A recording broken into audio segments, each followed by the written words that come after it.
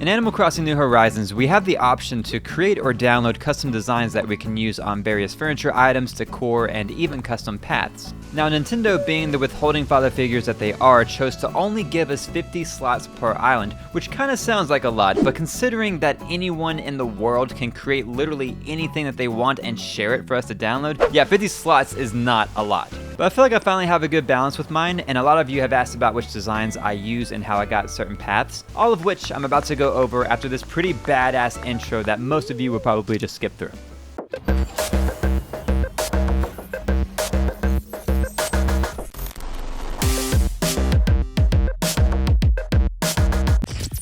Before I get too far in the video, in order to download custom designs, you have to have Nintendo Online to connect to the internet in the game, and the sister shop since that's where the terminal is. And it's worth mentioning that you can place custom designs on the ground through the Custom Design app, or you can spend 2,300 Nook Miles to purchase the Custom Paths option in the Island Designer app, which I like a lot better, but you know, you do you. So since we're limited to a certain number of slots, I try to go off of the priority of things. Like for example, I use the Terracotta path throughout my entire island, and I love it, but I really don't like how there isn't a barrier between it and the grass. And that goes for all the paths, really. It just bugs me that there's not a better looking transition because it all looks very flat. But thankfully, I found the perfect custom paths to fix it. If you go to the sister shop and type in this creator code, all the ones that I mentioned in this video, by the way, will be listed in the description, you will see the designs made by Melissa on Daybreak Island, who is my girl, man. She gets it. She understands our pain and what we need, which are these edges, by the way. Now, I use the terracotta edges to match my terracotta paths, but she also has these edges for stone paths and brick, which all look incredible. These edges just give the paths way more depth and separation from the grass, and it just makes everything that you do with them look so much better.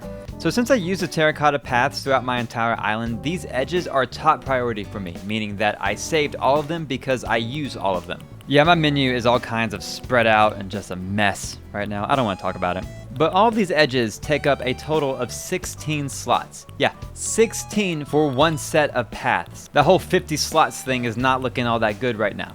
And you know, I probably could save 4 slots by not making my paths rounded, which means I wouldn't need these rounded edges anymore. But I like the rounded edges. Next on my priority list are these stone paths, and it's the same thing with them. I downloaded the full set because I love them. Both edges, all of the diagonal directions, top and bottom, and even the 2 middle paths so it doesn't look too repetitive. So that is 10 in total for this set, so I'm already using over half of my available slots. But for me, these are totally justifiable because they look great and they work well for so many different types of areas. Like I use them for the path at my house, the paths around all the villagers' houses, up here in the cemetery, and in the Zen garden area. And I really like to use them for things like this, like underneath the bench. I don't know why, I think it just makes it all look more put together since there's more going on, you know, and more to look at. I don't know what I'm talking about.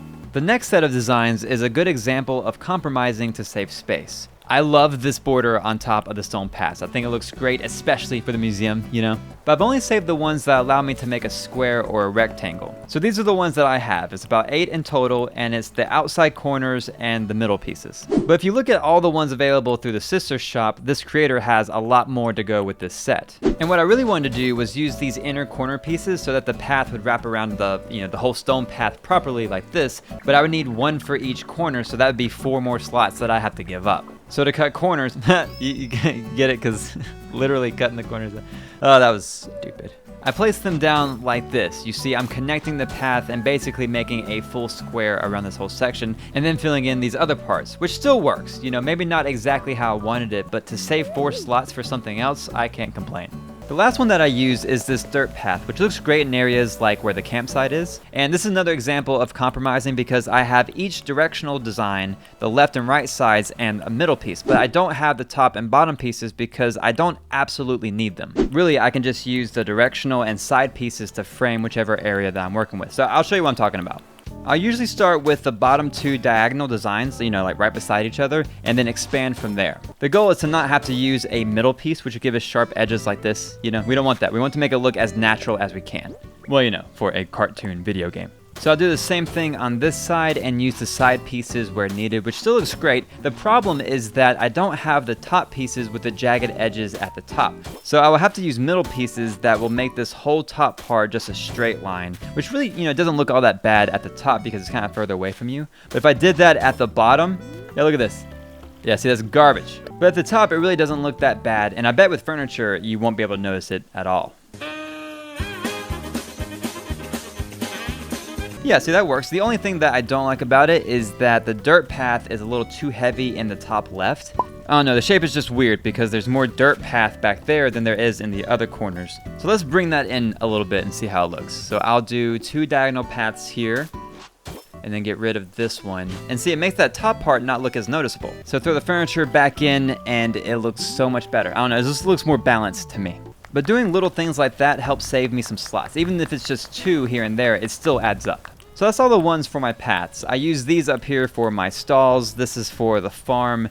This is my drinks menu for the juice bar. I got my island flag over here. And down at the bottom is the cafe sign. So which means I have 2 open slot designs that I'm holding on to for dear life. I mean, it would be completely different if we had 50 slots for paths and 50 slots for furniture. But hopefully this gives you all some ideas on how to use and manage your designs. If you have any questions for me, please let me know in the comments. And by the way, my Discord server now has an Animal Crossing section where you can trade furniture, share custom designs, have people over, and all kinds of stuff. So if you want to join in on that, I will have a link to it in the description. But thank you all for watching, and I'll talk to you soon.